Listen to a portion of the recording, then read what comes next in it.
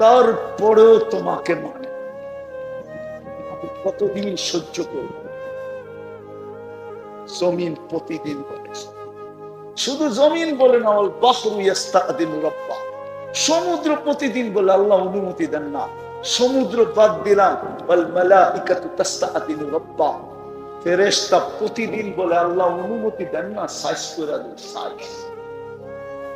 আমি দেখা আসছি, আপনারা দেখা আসেন, জর্ডানে এখনো ডেড সি রাখা আছে।